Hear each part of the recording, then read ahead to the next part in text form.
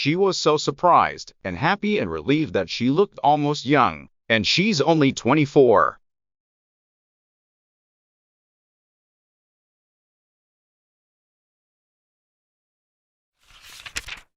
Isn't it pitiful?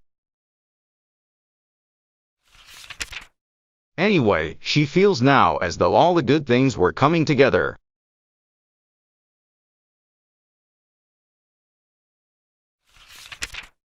She has steady work ahead for 2 months. Someone's getting married, and there's a trousseau to make.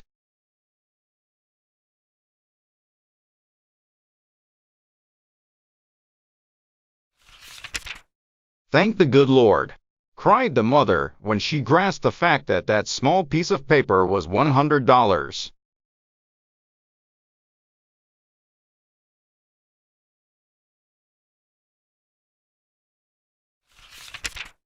It wasn't the good Lord at all, said I. It was Daddy Longlegs. Mr. Smith, I called you.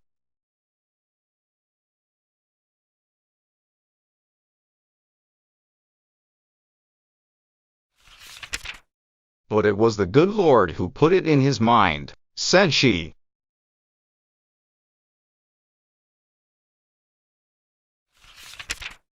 Not at all. I put it in his mind myself, said I.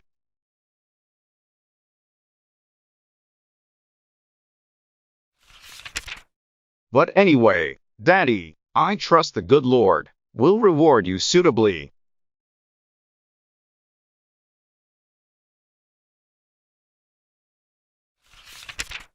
You deserve 10,000 years out of purgatory.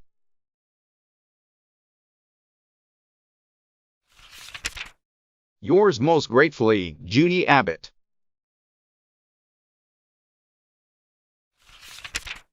15th February. May it please your most excellent majesty.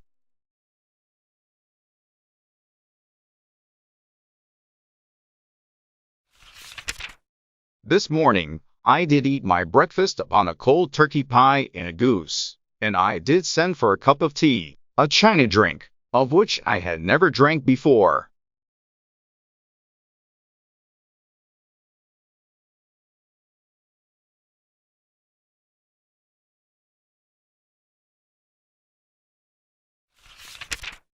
Don't be nervous, Daddy. I haven't lost my mind. I'm merely quoting Samuel Pepys.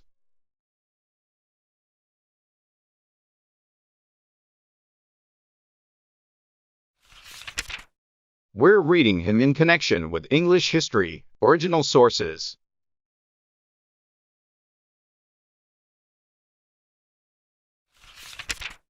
Sally and Julia and I converse now in the language of 1660.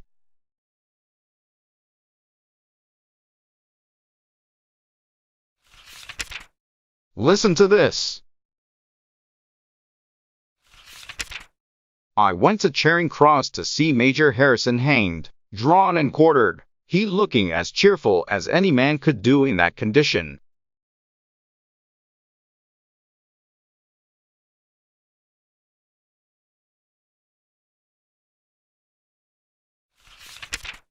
And this, dine with my lady who is in handsome mourning for her brother who died yesterday of spotted fever.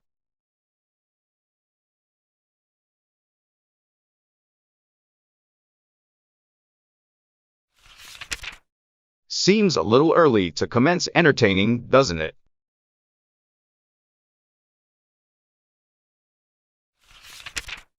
A friend of Pepys devised a very cunning manner, whereby the king might pay his debts out of the sale to poor people of old decayed provisions.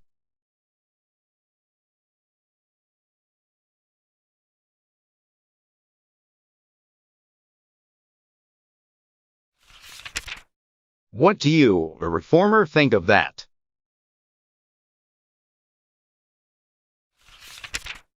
I don't believe we're so bad today as the newspapers make out.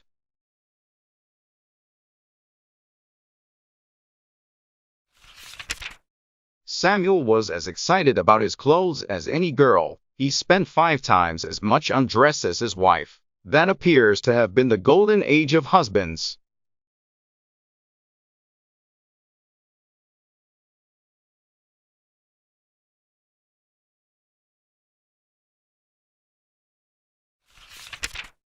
Isn't this a touching entry? You see, he really was honest. Today came home my fine comlet cloak with gold buttons, which cost me much money, and I pray God to make me able to pay for it.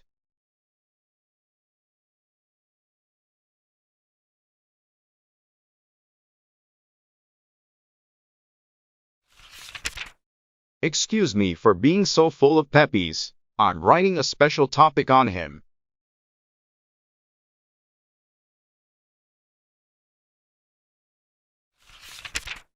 What do you think, Danny? The Self-Government Association has abolished the 10 o'clock rule.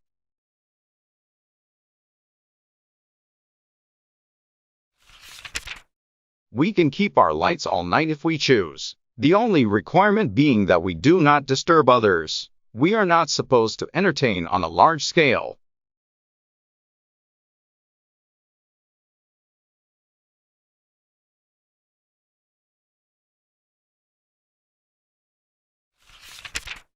The result is a beautiful commentary on human nature.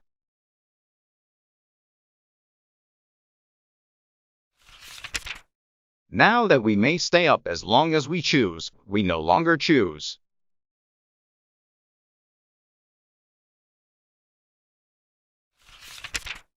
Our heads begin to nod at 9 o'clock, and by 9:30 the pen drops from our nerveless grasp.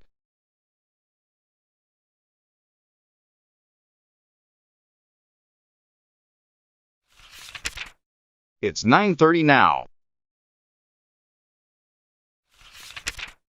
Good night. Sunday. Just back from church. Preacher from Georgia.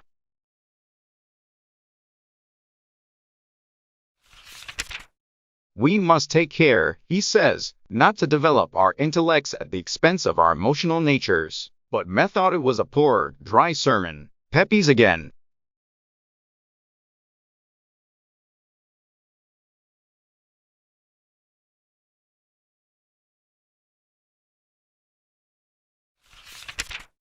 It doesn't matter what part of the United States or Canada they come from, or what denomination they are. We always get the same sermon.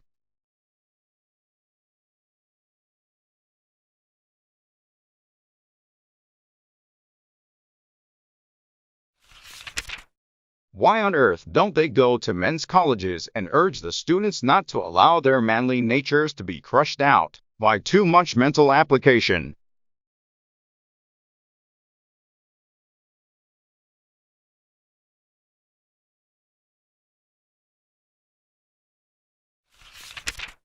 It's a beautiful day, frozen and icy and clear.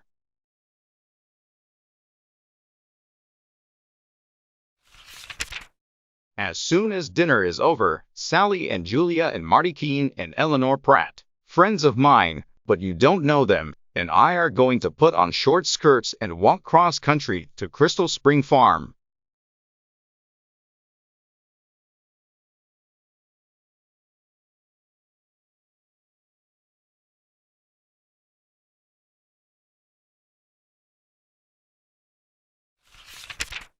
And have a fried chicken and waffle supper, and then have Mr. Crystal Spring drive us home in his buckboard.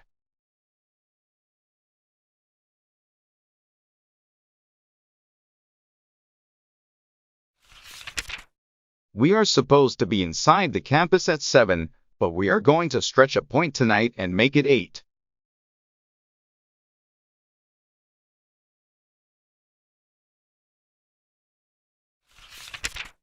Farewell, kind sir. I have the honor of subscribing myself, your most loyal, dutiful, faithful, and obedient servant, J. Abbott.